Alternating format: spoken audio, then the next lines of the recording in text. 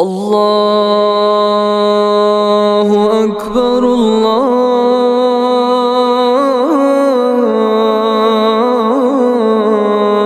الله أكبر.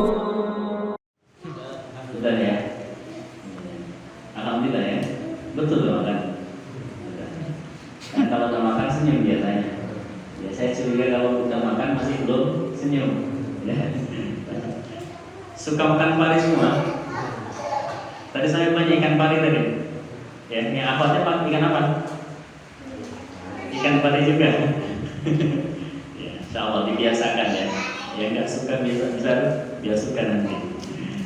Tapi para muallimin dan muallimat yang dirahmati Allah Subhanahu wa taala, kita akan masuk ke sesi kedua. Sesi kedua ini sebenarnya fokus kita kepada pemateri akan menyampaikan terkait kepala kutab dan tupoksinya. Saja ini perlu diketahui juga oleh guru-guru yang lain, ya. Biar mana tahu nanti kepala kutab khilaf, lupa dan segala macamnya. Ya. Tentu nanti kita akan buat juga tupoksi kepala kutab al-nawil bulana. Ya. Jadi ini sebagai contoh yang nanti kita akan ambil, ya. Dan nanti secara penerapannya mungkin akan kita buat versi nawil bulana dan seterusnya.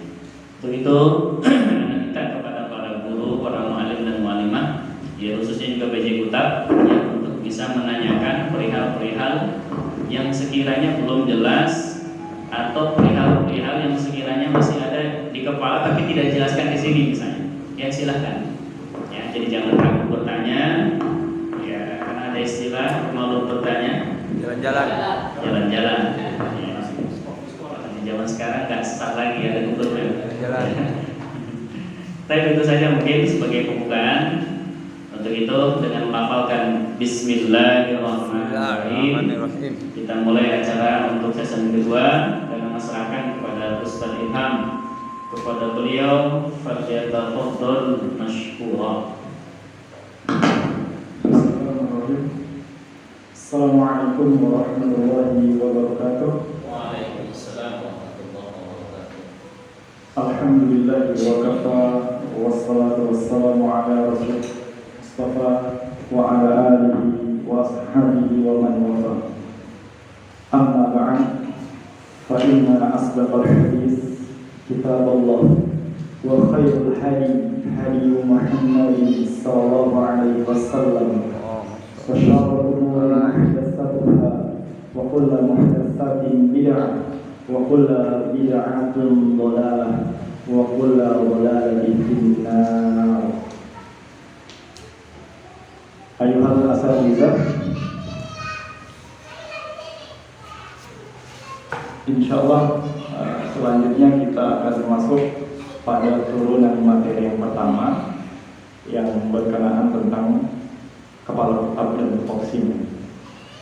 Jadi kalau kita berbicara tentang kepala kutab, maka ini sebenarnya adalah perpanjangan tangan dari nilai-nilai yang ingin dibangun di kutab itu sendiri. Tadi kita sudah pahami bagaimana manhajnya kutab secara umum. Meskipun sekali lagi tentu saja muatan-muatan yang ingin dicapai di kutab itu sebenarnya tergantung dengan kutab masing-masing. Artinya kebijakannya bebas. Nah, adapun yang diterapkan di kutab Al-Fatihah adalah penekanan iman dan Al-Quran. Bahkan ada spesialisasi khusus dari ulama-ulama terdahulu, bahkan mereka membangun kutab khusus untuk anak-anak yatim piatu khusus. Nah, artinya kaum muslimin diberikan kebebasan membuat muatan apa yang ingin mereka capai di kutabnya masing-masing. Tapi batasannya atau arah tujuannya itu adalah tetap harus sama seperti tadi.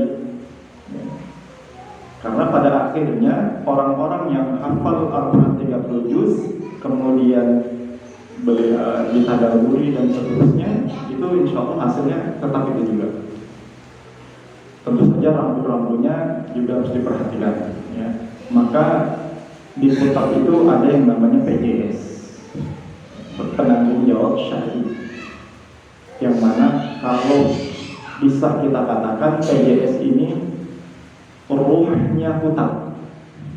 Nah, PJS ini ruhnya hutang. Kenapa? Karena batasan-batasan syar'i yang bisa atau tidaknya terapan itu dipakai di kitab itu yang menentukan PJS. Dan menariknya di kitab Al-Fatih sendiri sampai hari ini kitab Al-Fatih dalam hal misalnya manhaj fikih yang digunakan itu bisa jadi beda-beda. Ya. Kalau kawan-kawan di kitab Al-Fatih Pekanbaru yang saya sering diskusi dengan kepala kitabnya itu kecenderungan mereka di sana karena susunan atau komposisi gurunya itu kebanyakan adalah kawan-kawan dari Salafi, maka batasan-batasannya menurut pandangan Salafi. Asalkan yang perlu diperhatikan di kitab yang saya pahami adalah tidak menyalah-nyalahkan kelompok-kelompok tertentu. Jadi bisa dibilang kitab ini sebenarnya ingin berdiri di atas seluruh kaum muslimin. Ya, maka kalau di kitab itu beragam pemahaman. Ya. Kalau di Al-Kautsar sendiri ada yang, kalau di pengajian kita itu ada kawan-kawan dari PKS misalnya, Tarbiyah, kemudian Salafi, Jamaah Tabligh, Muhammadiyah masuk. Kenapa? Karena seyogyanya orang-orang yang visinya menaikkan Islam, maka dia nggak boleh dibatasi atas sekup-sekup jamaah tadi, nggak boleh. Maka kita harus pegang bahwasannya persatuan kaum muslimin itu penting. Bukti lemahnya kaum muslimin adalah bahkan di masjid kita masih terpecah belah. Kamu nggak boleh ngisi kajian di sini. Ahlu kita nih. Mohon maaf, tanya ini siapa? Kamu ini, pada akhirnya saling mencurigai. Wajar kalau di tempat yang paling spiritualnya tinggi saja kita terpecah, apalagi di tempat-tempat lainnya. Maka di kitab itu persatuan itu nampak sekali. Dulu di zaman Salahuddin Al-Ayyubi itu pernah terjadi pertumpahan darah bahkan antara dua mazhab besar. Sebagaimana kalau sekarang kita ini, mohon maaf kawan-kawan yang mengatakan ini nggak boleh, yang mengatakan ini boleh, kemudian bentrok, adu dalil, saling menyalahkan dan seterusnya. Dan yang parah pada saat itu adalah bentroknya kaum muslimin sampai menelan korban jiwa, ada yang meninggal. Itu sejarah mencatatkannya. Maka kemudian salah satu bagaimana caranya supaya Al-Quds bisa diraih, direbut kembali, salah satunya nggak ada lain, kita harus menyatukan kaum muslimin. Siapapun yang berpegang kepada akhlak salafus salih, menegakkan nilai-nilai Ahlus Sunnah wal Jamaah, maka dia berhak disebut Ahlus Sunnah wal Jamaah. Dan siapa saja juga yang mengikuti asar para ulama salaf, mereka berhak juga mengatakan kami salafi. Meskipun tentu saja sebenarnya sebutan-sebutan ini tidak terlalu penting sebenarnya. Malah kalau hal itu menyebabkan perpecahan, lebih baik dihindari. Jadi di kitab seperti itu. Jadi ada yang kalau di Aceh sendiri karena mazhab terbesar yang dianut hampir seluruh orang Aceh adalah Syafi'i.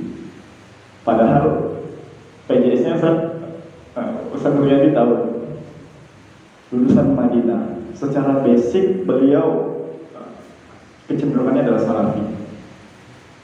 Yang notabene mungkin kalau dia kekeh terhadap pendapat-pendapat di kawan-kawan Salafi, dia otomatis nggak akan mau bermadzhab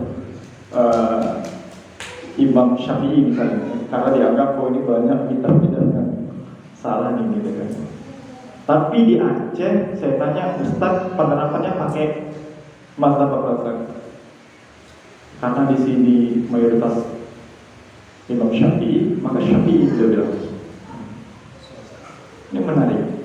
Artinya kita harus siap untuk menyatukan kaum muslimin. Ini hadirnya tetap harus seperti itu.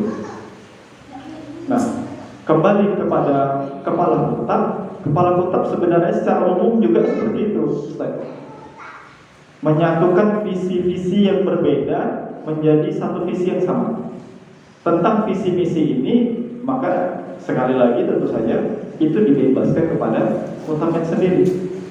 Maka waktu saya safar ke Jawa itu, hampir setiap kutub punya visi misi tersendiri. Kutub Harun Ar-Rasyid, Ustaz Dr. Muinuddin, kemudian kutub Imam Syafi'i, dan banyak lagi kutub-kutub yang saya temukan punya visi misi masing-masing. Tapi pada akhirnya visi misi inilah yang menyatukan orang-orang yang berbeda tadi. Yang namanya amal jamaah itu sulit memang, Ustaz.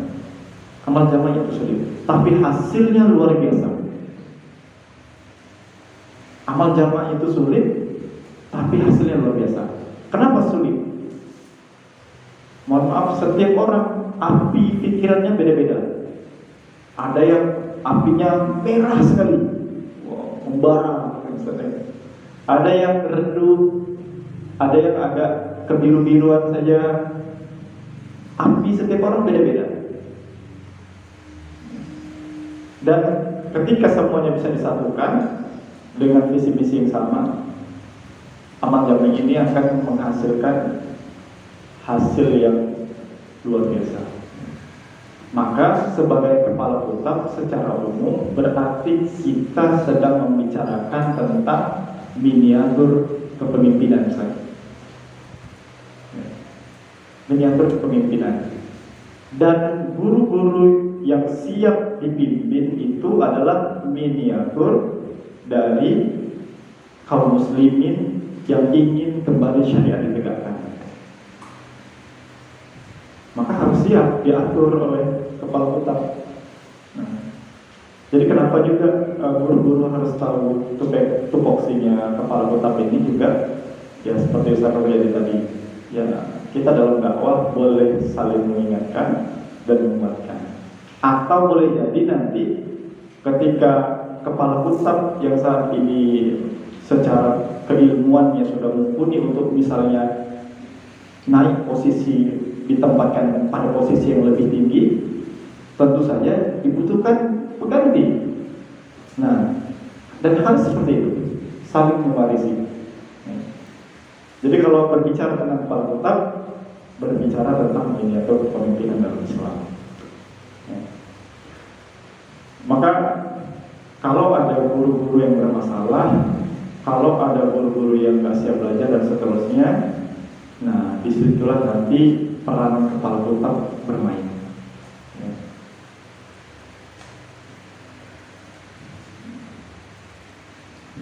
Baik, kalau secara umum tupoksi kepala kutub ini ya sama dengan kepala sekolah pada umumnya. Sebagai leader, maka kepala kutub itu adalah orang yang paling memahami visi misi,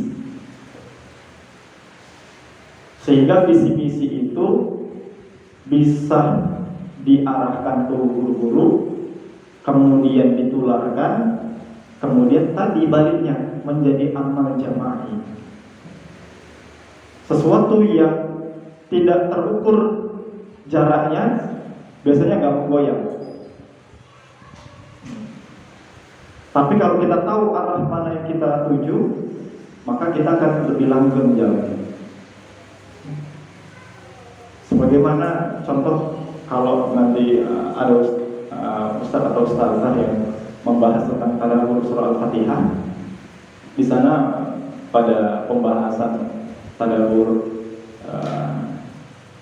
Sirat al-Mustaqim, maka jalan itu tidak disebut sirat kecuali jalan itu menyampaikan pada tujuan. Nah, artinya terukur dia.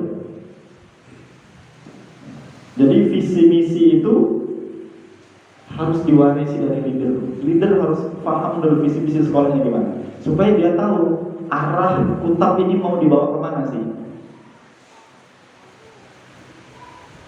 Karena sudah tahu visi misi, kalau dia mau menerapkan sesuatu di kutab, tinggal konfirmasi kepada PJS.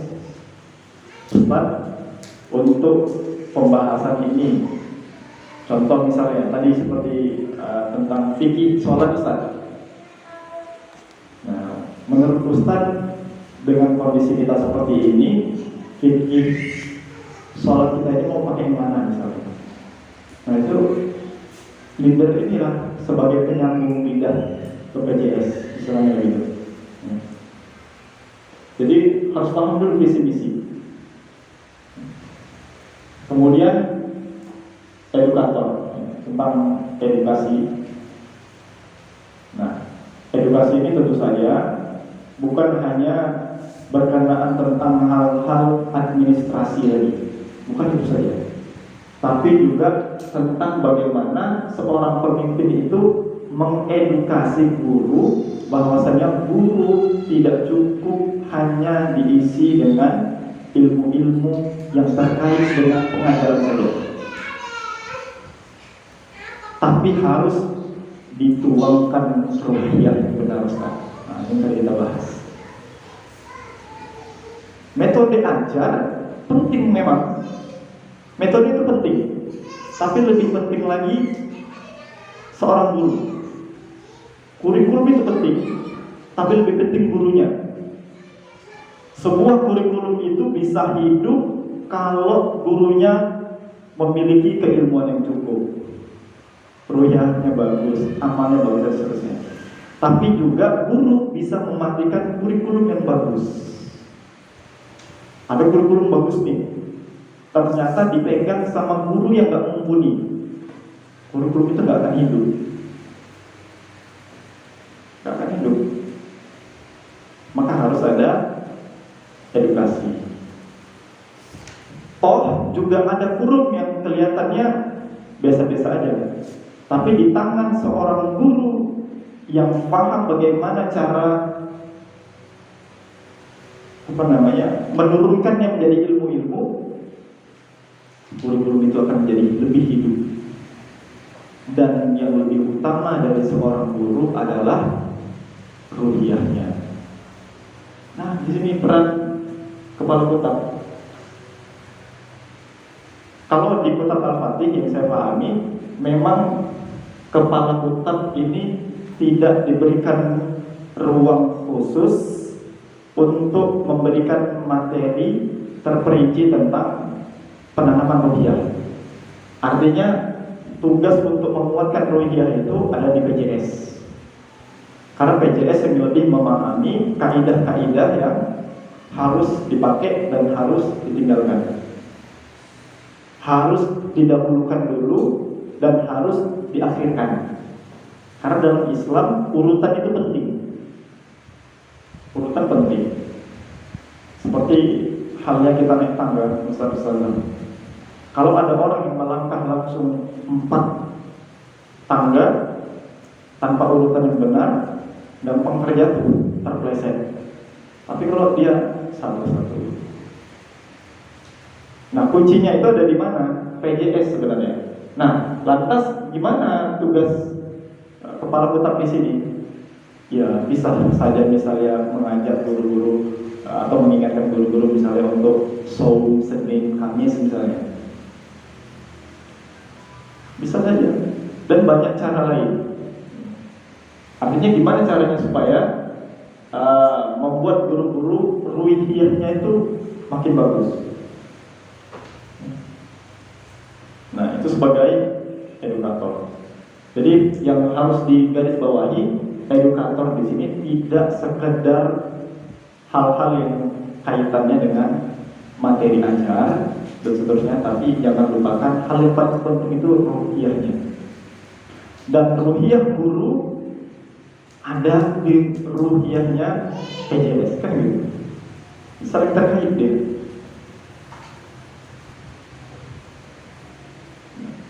Sebagaimana kalau di kutab itu murid harus memahami gurunya, begitu juga dalam susunan kutab, guru harus memahami kepala kutab harus memahami PJS, kan gitu harusnya.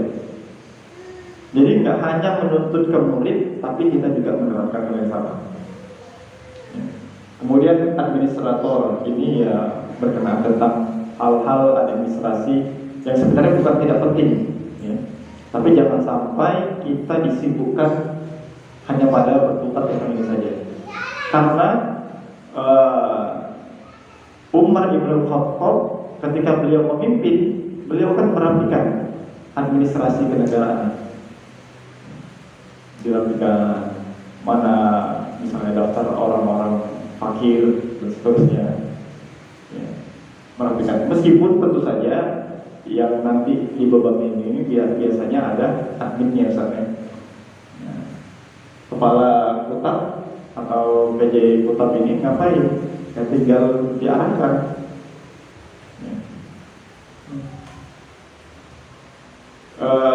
Yang terbaru, kalau kami sendiri di Kutab Al-Kautsar, saya mulai mengajak guru-guru untuk rajin menulis.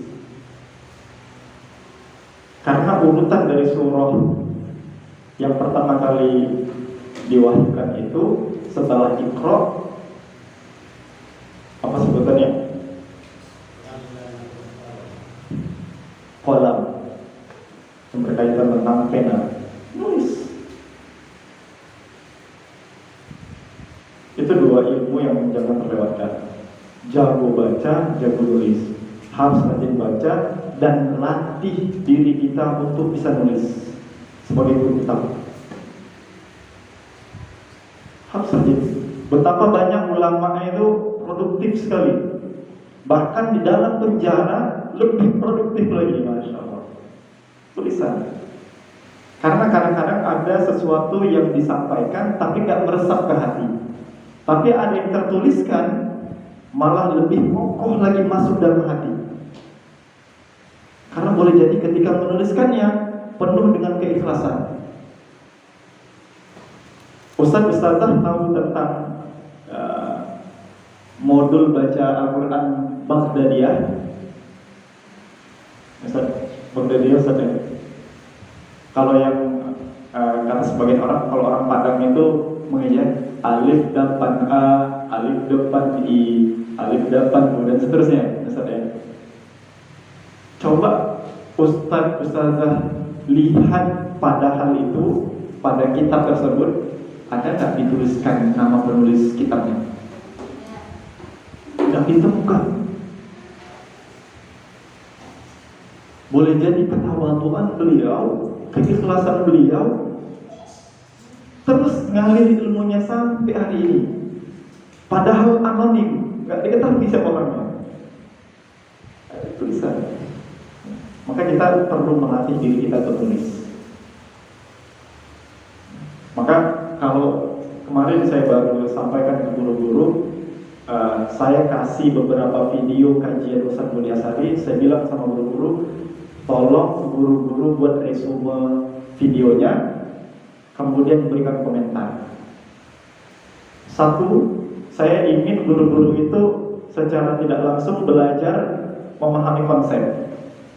Yang kedua, supaya guru-guru aktif menulis. Apa yang mereka pahami ditulis. Maka kemarin juga saya minta ke guru-guru kami di Kutab Al-Kautsar, untuk guru-guru senior itu menuliskan kembali apa yang mereka ajarkan. Misalnya di modul alam, ada ustaz-ustazah yang ngajar modul alam, mudah nggak kira-kira ngajarkan ke anak-anak?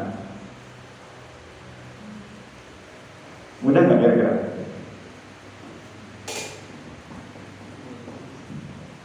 Mudah nggak? Mudah nggak? Kalau bisa.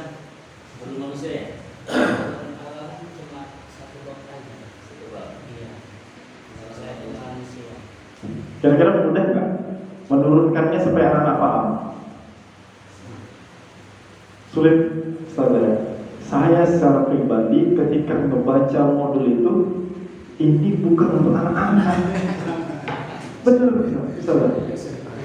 Bahasanya tinggi sekali. Ya. Bahkan kita yang sudah dewasa, apa ini? Pusing sendiri kan? Nah, di sana per BCS ada upgrading ilmu. Jadi dikonsultasikan penyambung lidahnya siapa? Kepala utama sebagai penyambung lidah guru-guru. Kan sulit. Jadi saya bilang sama guru-guru, coba tuliskan. Jadi kalau nanti sudah sesuai, maka nanti akan dirapikan, kemudian dibukukan, sehingga seperti tafsiran dari kitab tersebut. Tentu saja yang melegalisasi ini nanti kepala kutub atau PJS-nya tentu saja. Sudah sesuai belum nih? Kira-kira yang ditulis melanggar kaidah syariat dihapuskan atau diganti? Begitu saja. Namanya penanggung jawab syariat. Kita harus rajin-rajin konsultasi, meskipun pada hal-hal sepele. Hal-hal sepele, contohnya gimana? Misalnya tentang makanan. Kalau di sini makan itu kudapatnya dari sekolah atau rumah? Dari rumah. Nah, misalnya seperti itu. Misal batasan apa yang membolehkan atau batasan apa yang kita bolehkan orang tua anaknya membawakan bekal makanan kayak mana? Kalau di Kutab Al-Kausar saya bilang bawakan makanan sehat dan tidak terlalu mengenyangkan. Karena biasanya kita kalau sudah terlalu kenyang ngantuk, belajar iman pun udah enggak. Makanya kalau di Kutab itu kan isinya kudapan, bukan makan siang. Meskipun tetap saja ada beberapa Kutab yang saya tahu mereka menyediakan makan siang. Nah, seperti Harun Ar-Rasyid di Solo, mereka makan siang bareng-bareng dan dimasakin dari Kutabnya sendiri. Nampaknya sepele Ustaz ya, tentang makanan. Tapi itu penting dikonsultasikan dengan PJS kita. Karena keumuman yang ada di sini berbeda dengan keumuman di tempat lain. Contoh misalnya, keumuman orang-orang Sumatera makannya beras. Kalau di tempat lain ada yang jagung misalnya, ada ini dan seterusnya. Nah, jadi yang bisa menimbang-nimbang itu ya kita serahkan sama PJS, meskipun hal-hal sepele. Nah, kemudian tugas kepala Kutab itu yang sama dengan tugas kepala sekolah pada sekolah umumnya itu tentang bab kurikulum, ya, maddah. Ya, kurikulum ini ya termasuk menguasai perencanaan kurikulumnya gimana. Kayak tadi saya bilang, ini keluar modul, bentuk aplikasinya gimana sih? Penyusunannya gimana? Atau yang paling detail lagi sampai pada penentuan indeks pencapaian kelas. Contoh, sedang membahas surah An-Nazi'at atau surah An-Naba atau surah-surah lainnya. Semisal misalnya surah tentang turunnya hujan, ada dibahas di model alam. Wa anzalna minal mu'sirati ma'an sajjaja. Apa yang mau dicapai dari ayat ini? Kalau di modul kan nggak dijelaskan, misalnya secara terperinci kan. Nah,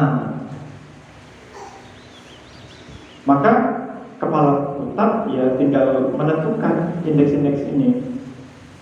dan balik lagi konsultasinya ke PJS. Misalnya udah dirinci nih semua indeksnya nih. Kita pengen pada ayat ini anak tahu adab-adab ketika turunnya hujan. Kita ingin anak-anak memahami proses terjadinya hujan. Kita ingin anak-anak mengetahui bahwasannya hujan itu turunnya bukan fenomena alam biasa. Bahkan setiap butiran-butiran yang jatuh itu udah diatur sama Allah sesuai kebutuhan. Makanya kan adabnya kan doanya Allahumma shayyiban nafi'an, hujan yang bermanfaat.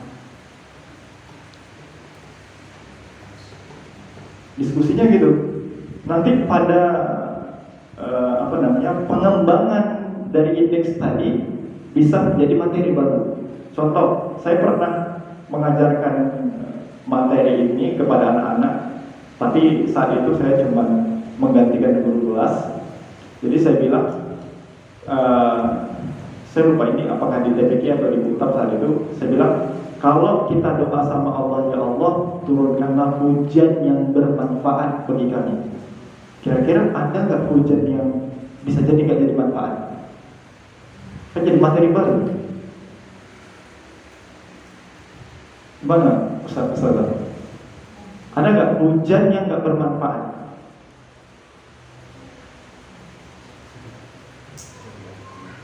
Nah, ditanyalah sama guru kita. Ada hujan yang luar biasa deras, kemudian sampai membanjiri sampai ke gunung dan seterusnya. Kan jadi ilmu baru. Setelah indeks-indeks tadi kan muncul terapat-terapat baru. Nah, itu tugas dari bagian kurikulum utamanya kepala kota. Meskipun tetap saja kepala Kutab saat hal ini sudah beliau kuasai dan beliau pahami dan bisa bisa dibagikan ke guru-guru, kepala Kutab bisa saja mendelegasikannya kepada bagian lain. Contoh, kita menunjuk kepala bidang kurikulum siapa? Tetap pimpinannya kan kepala Kutab, kan gitu. Pendelegasian kurikulum Al-Quran misalnya. Jadi bagi lagi fokusnya apa? Ya fokusnya nanti kalau bidang Al-Quran, beliau yang merancang apa saja yang ingin kita hadirkan, apa saja yang ingin kita capai di Kutab kita. Misalnya ada orang-orang yang penting murid kita hafal 30 juz misalnya. Kaidahnya gimana? Diturunkan. Jadi ada yang kalau di Kutab Al-Fatih sederhana saja, mereka membuatnya cuma 7 juz. Dan pencapaiannya banyak. Ustaz. Saya pernah tanya ke kawan-kawan di Al-Fatih Banda Aceh, bahkan kalau dia Kutab awal 1 itu kalau saya keliru tidak lebih dari sepertiga juz 30 atau kurang dari itu. Tapi yang harus digarisbawahi, meskipun sedikit, usahakan berkualitas. Jadi hafal tak sekadar hafal.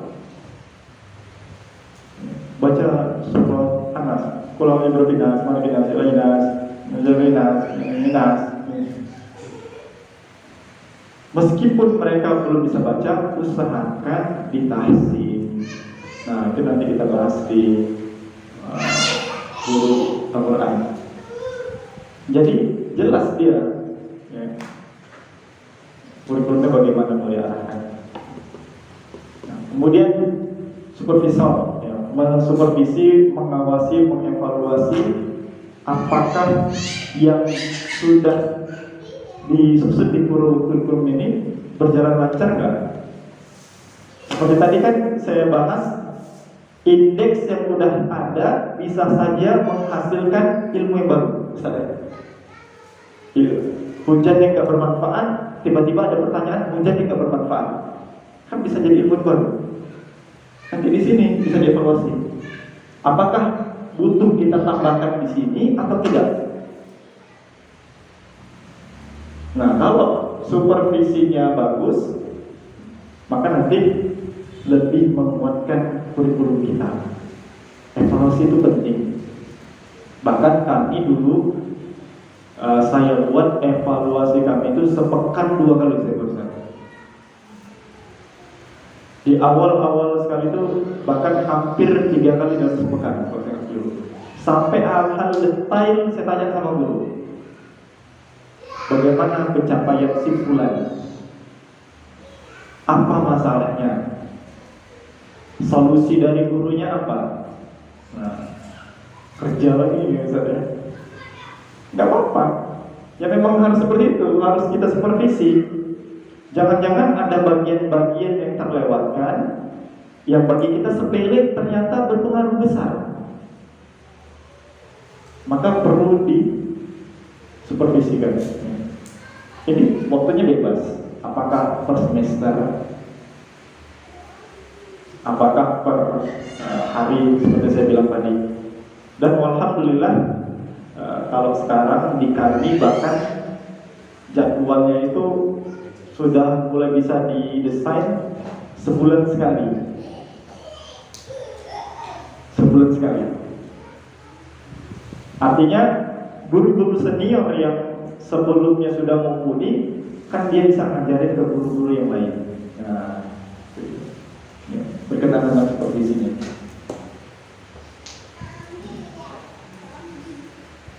Dan termasuk bab evaluasi adalah rapat pleno RKK. RKK sudah tahu selesai. Rencana kegiatan total.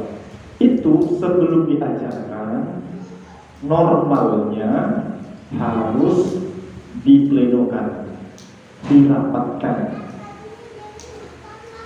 Kalau butuh menghadirkan PJS, maka hadirkan PJS. Dan kepala kutab ini harus sudah memahami apa yang menjadi mindsetnya kepala kutab, PJS. Sorry. Karena yang namanya masalah, mohon maaf, dari tahun ke tahun biasanya sama saja. Contoh misalnya berkenaan tentang menyelesaikan anak yang nakal.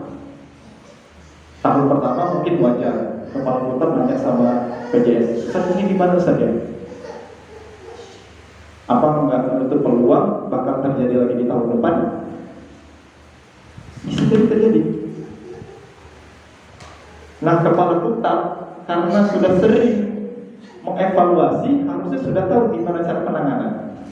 Mungkin kalau yang kedua, ketiga dimaklumi, tapi bisa dibayangkan gimana kalau setiap masalah yang sama, tapi terus-menerus minta solusi dari PJS misalnya. Bisa-bisa ya. Oh, sepertinya kita tidak belajar dari pengalaman kan gitu, saudara. Mohon maaf, saudara. Nah, di sini letaknya. Kita evaluasi, oh ternyata model anak seperti ini penanganannya seperti contoh kayak tadi saya kasih keras, dia lebih keras lagi. Karena murid kami ada yang santri DPK dan misalnya bapaknya marinir, kalau di rumah bapaknya bilang kalau saya lebih keras dari itu nggak kompak besar. Karena kita menghindari pukulan misalnya. Bapaknya di rumah membal, maka kita harus evaluasi. Ini nggak bisa dengan cara ini, Pak. Ya. Ini tentang supervisi. Kemudian humas ini sekali lagi tetap saja boleh ada delegasinya saja dan bidang humas.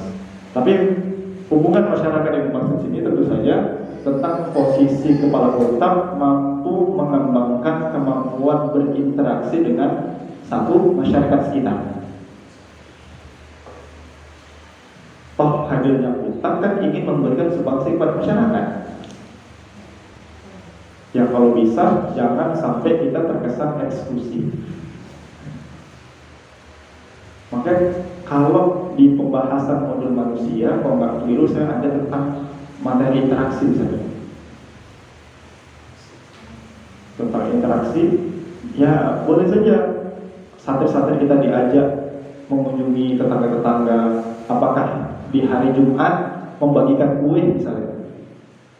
Interaksi misalnya. Dan yang harus memahami kondisi itu ya diawali dengan kepala kotaknya juga.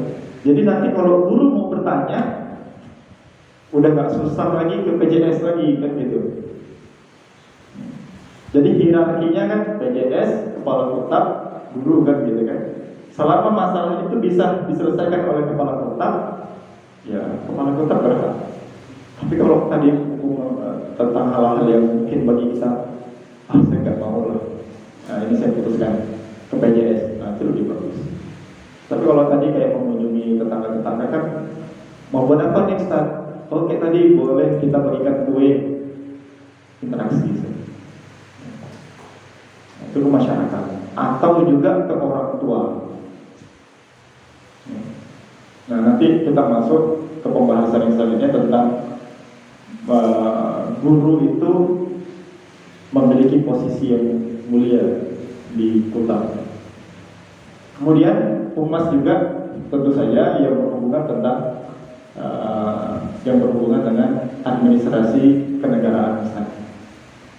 Ya, seperti tadi yang disampaikan guru kita, kita harus tahu kalau kita ingin mendapatkan izin PKBM ini apa sih, dasar pendidikan kita apa, surat izinnya apa, itu penting. Jangan nanti sampai gara-gara kita nggak punya izin kita dituduh enggak. Padahal tujuan kita mengadakan hutang kan ingin memperbaiki negeri ini juga. Sekup kecilnya kita bilang, sekup terkecilnya memperbaiki pada lingkungan masyarakat kita. Di atasnya lagi ke negara misalnya. Tapi yang tadi lebih utama tentu saja yang sembunyi itu.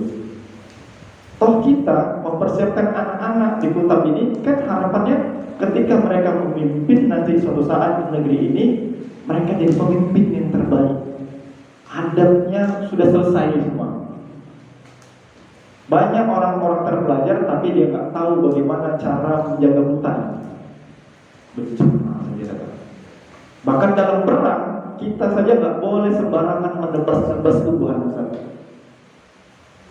Itu nggak selesai kecuali ketika adabnya sudah selesai. Artinya kan kita ingin mempersiapkan generasi yang memberikan sumbangsi untuk negara juga. Maka saya heran kalau ada pertanyaan misalnya, oh kenapa kok Kutab ini kayaknya nggak mau diatur negara? Buktinya PKBM misalnya, maunya kurikulum sendiri. Bukti kita ingin negeri ini baik, kita membantu tugas negara. Pendidikan itu tugas negara, Ustaz. Dan kita mengambil peran tugas negara tanpa difasilitasi negara. Kita kan nggak pernah minta sama negara. Oh ini kami bangun sekolah di mana dananya. Bahkan mohon maaf ada sebuah pesantren yang dia menghindari bantuan dari pemerintah. Alasannya sederhana saja. Karena sumber penghasilan negara itu kan bercampur aduk, bisa mempengaruhi tentang keberkahan ilmu itu. Mereka nggak mau. Karena tentu saja harta berkah itu akan mempengaruhi kesolihan. Mempengaruhi kesolihan. Jadi seperti itu, tetap humas. Kemudian, nah ini tentang tugas kepala Kutab yang tidak dimiliki atau dalam bahasa kita yang tidak dituntut oleh lembaga pendidikan lain. Artinya kita keluar dari kebiasaan. Kalau biasanya yang namanya kepala sekolah itu berkutatnya hanya tentang dunia sekolahnya, selesai jam kerja maka dia ya terserah mau ngapain aja. Tapi kalau kepala kutap, dia harus memiliki proyeksi keberhasilan kutapnya. Artinya apa? Kepala kutap harus memikirkan kutap sampai 24 jam. Ini yang harus keluar. Kita keluar dari kebiasaan. Siapa Ustaz? Pulang duluan. Jadi sampai-sampai kepala kutap itu adalah orang yang pertama kali datang. Betul Ustaz. Ya.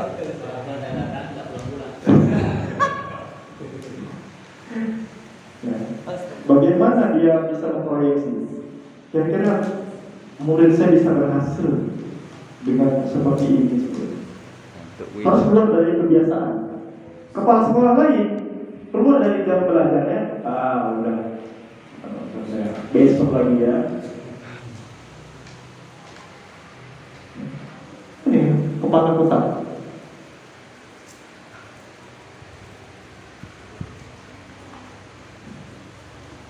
Maka istilahnya mungkin kalau bahasa kita ini kalau menjadi kepala kutap harus on the box. Jadi sekat-sekat jabatan yang membuat totalitas dakwah kita keluar itu disingkirkan. Jadi ayahnya Ustadz Budi itu pernah bilang sama Ustadz Budi, kamu urusi saja umat ini. Tentang urusanmu, insya Allah akan Allah urusi juga. Tapi juga jangan salah tafsir ya, Ustaz. Bukan berarti sama sekali nggak mau mengurusi keluarga, udah dakwah aja. Anak sendiri pun nggak dididik misalnya, itu salah tafsir namanya. Artinya apa? Artinya kita harus totalitas dalam memikirkan keberhasilan pendidikan anak-anak kita di kota. Totalitas itu dituntut. Ini kan keluar dari kebiasaan. Mungkin kalau di jabatan-jabatan lain itu udah enggak, itu bukan tupoksi saya. Apa yang saya kerjain? Itu saja. Atau cari-cari kambing hitam. Ketika ada masalah, itulah kan kita kan bukan tupoksi saya nggak mau kecampur. Kemudian tangan-tangannya PJS. Artinya seperti tadi ya, bahasanya penyambung lidahnya PJS. Kemudian yang harus diperhatikan untuk menjadi tangan kanan PJS ini bisa saja seolah-olah nanti secara lapangan, karena kepala kutap orang lapangan, maka seolah-olah nanti ada fasenya kepala kutap itu seolah-olah menggurui langit, menggurui langit. Antara kita dengan PJS berarti kan jauh sekali saja. Tapi karena kita tahu kondisi kebutuhan guru kita kan bisa ajukan, Ustadz sesuai kebutuhan guru-guru kami minta Ustadz memberikan kajian 1 pekan 2 kali. Menggurui guru nggak bisa.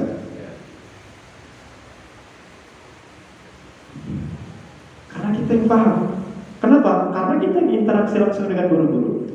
Guru ini kayak sepertinya belum paham tentang materi ini. Penyebabnya apa? Boleh jadi kurang literatur, kurang baca, kurang ngaji, kurang ini dan itu. Maka solusinya bagaimana? Dibuat kajian yang komprehensif. Nah, gitu. Kan seperti menggurui guru gitu saja. Peran kita.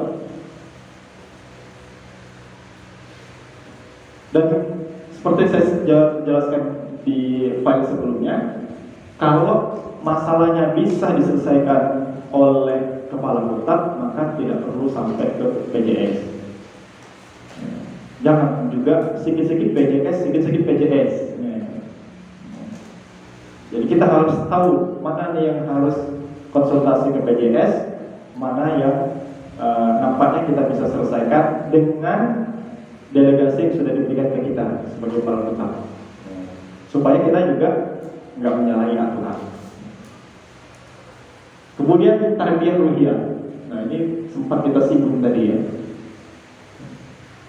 Tarbiyah ruhiyah ini ya tadi bagaimana cara kita mengajak guru-guru untuk semakin mengokohkan ruhiyah kita sebagai kaum muslimin, bukan hanya sekedar sebagai guru, sebagai kaum muslimin. Udkhulu fis-silmi kafah. Jadi menjadi guru kutab itu keluar batasnya seperti itu tadi. Sampai perkara ruhiyahnya diurusin, yang ngurusin kepala kutabnya. Sampai tadi saya bilang, bahkan ada guru yang ketika hatinya lagi berkecamuk segala macam, ada kutab yang membolehkan gurunya istirahat dulu, nggak usah ngajar. Sampai seperti segitunya. Kan artinya kan mengurusi ruhiyah. Nutrisi apa yang bisa kita berikan untuk guru-guru untuk menyuburkan ruhnya? Contoh misalnya apa? Hal yang sederhana yang sering lupa, membuat tahsin untuk guru-guru misalnya. Siapa yang berkompeten di antara kita? Ditunjuk. Belajar sama-sama.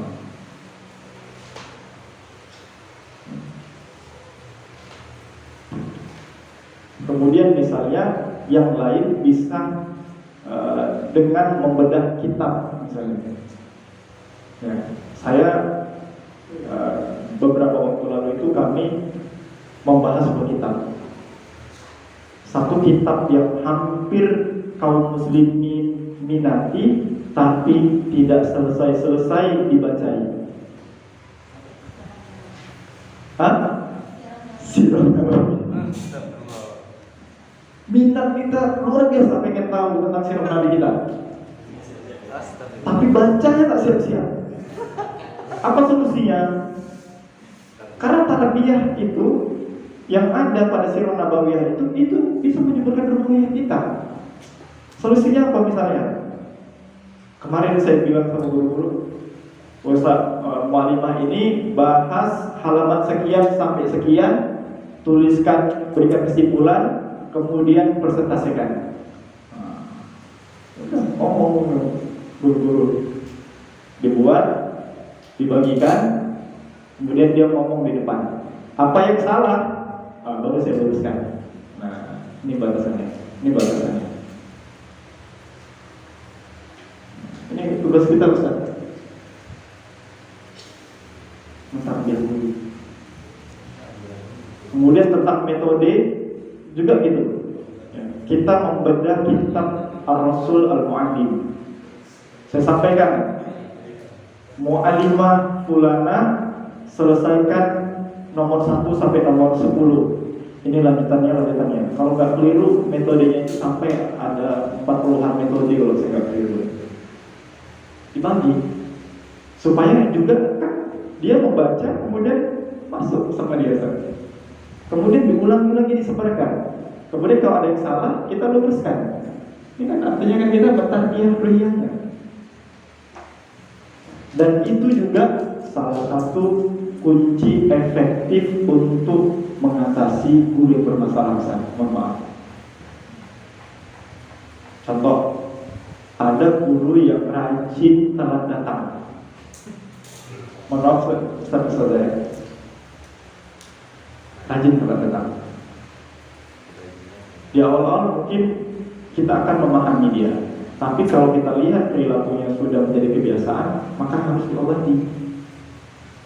Contohnya tadi, misalnya membahas kitab apa? Adabul Mufrad misalnya Ustaz. Pas giliran dia, maka cari materi yang bersinggungan tentang keterlambatannya misalnya. Bisa saja. Kan menanamkan tarbiyah ruhiyah aja. Jadi itu kemarin solusi waktu ada guru kami di TPI, rajin saya di kata-kata. Itu materinya pas itu, nah kita kasihkan. Nah, meskipun tentu saja tadi balik ke edukasi, kepala kota kan berhak memberikan teguran Ustaz. Ada teguran yang bisa langsung kita berikan, ada juga seni dalam menegur. Seni dalam memberikan teguran Ustaz. Jadi seolah-olah kita tidak membunuh dia. Karena mohon maaf, kadang-kadang ada tipikal orang yang merasa strata pendidikan yang lebih tinggi, umurnya lebih tua dari kita, kemudian ketika kita berikan nasihat, dia merasa saya lebih banyak makan asam garam dari kamu.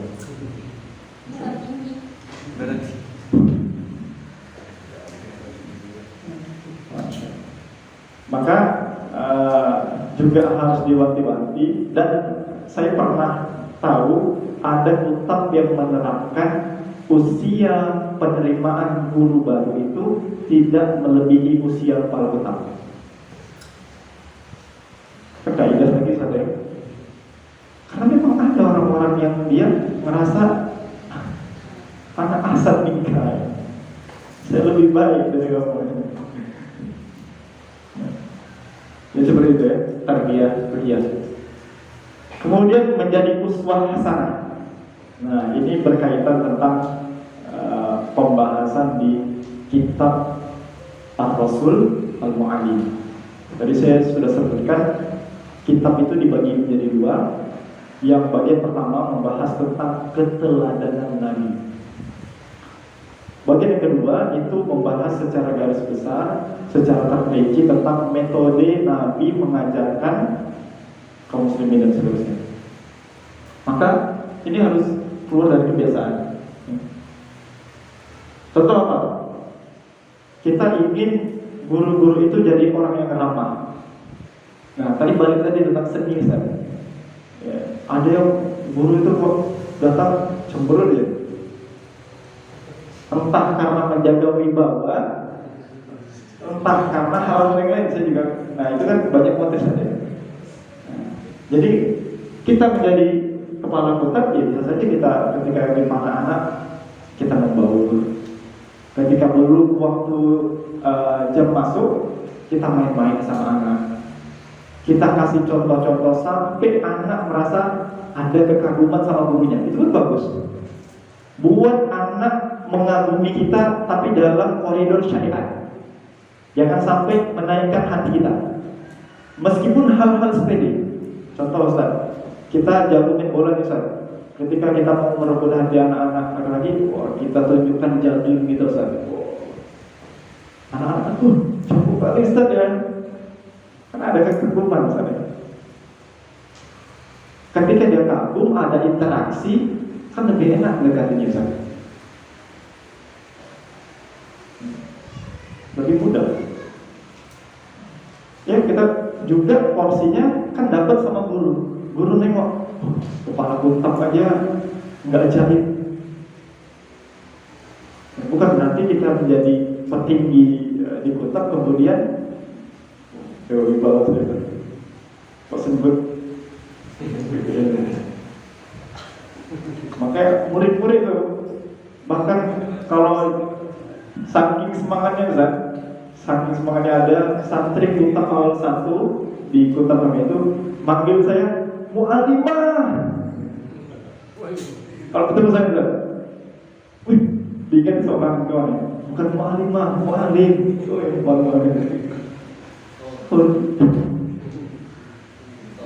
Tegur sapa ya. Misal kita melewati anak-anak kan, Assalamualaikum. Wah, nanti anak murid nyampe Waalaikumsalam. Sampai anak saya, mohon maaf yang tadi itu kalau berjumpa dengan murid-murid saya dipanggil, yes, seperti melihat orang yang dikagumi saya. Anak kita Ustaz. Artinya kita ingin menempatkan pada posisi yang ideal untuk menjadi uswah, ya, tauladan. Begitu juga dengan guru.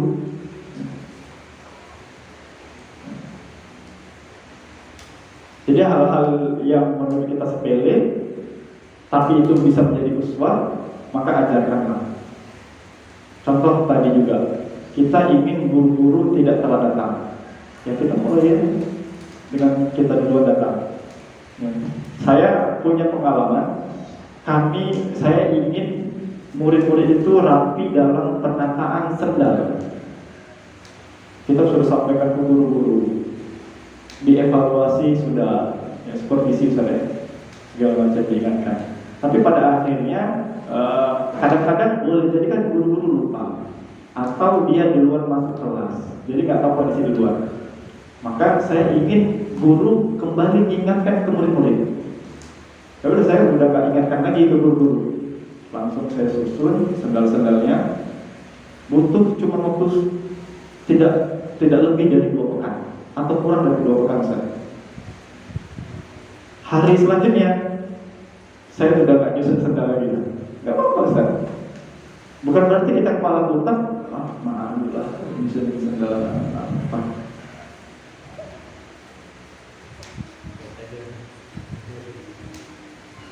Kadang-kadang ada memang yang harus kita tunjukkan ke guru sebagai keteladanan.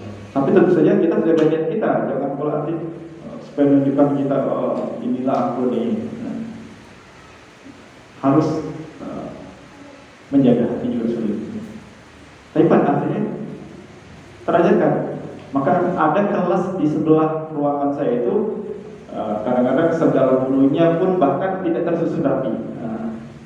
Gimana bisa mengajarkan kerapian sama anak-anak? Maka saya susun. Kan guru di depan melihat kita. Pada akhirnya keesokan harinya, ya saya hampir tidak pernah menemukan lagi sendal yang berserakan kecuali murid-murid baru. Ya, murid-murid baru itu secara habit harus dikuatkan terus. Ya, habit itu bisa terbentuk salah satunya dengan pengulangan. Sampai saya lupa siapa yang menuliskan kitab itu, apakah Ustadz Felix Xiao atau yang serupa, disebutkan habit itu bisa terbentuk kalau minimal pengulangannya 40 kali. 40 kali saja. Maka jangan capek-capek berita nasihat. Nah, duduk tenang, buat tenang juga. Nah, duduk tenang, buat tenang juga.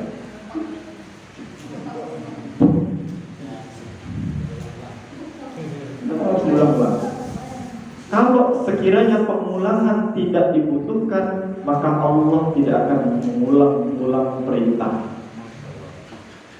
Wa aqimus shalah wa atuz zakah wasta'inu bis-sabri was-shalah warka'u ma'ar raki'in. Diulang. Itu kaidah-kaidah itu kan nampaknya nggak kita temukan Ustaz, kecuali pada orang-orang yang fokusnya di sana. Dan kita, sebagaimana kata Ustaz Nur tadi, ya, beliau dapat literasi, ternyata seperti ini nih kitab yang dijadikan rujukan. Udah lebih mudah lagi, rajin baca. Memang kita harus banyak-banyak mengkonsumsi buku gitu lah. Saya pernah tanya sama guru-guru saya, mau Imam udah selesai baca buku apa bulan ini? Atau bahkan jangan-jangan kita nggak pernah menamatkan satu buku. Oh, saya pernah Ustaz, ayat cinta Ustaz, yang berkenaan tentang kesenangan kita saja. Ilmu harus dibaca, didalami. Selama dia bersumber dari Al-Quran dan As-Sunnah, maka hendaknya dilazimkan. Kemudian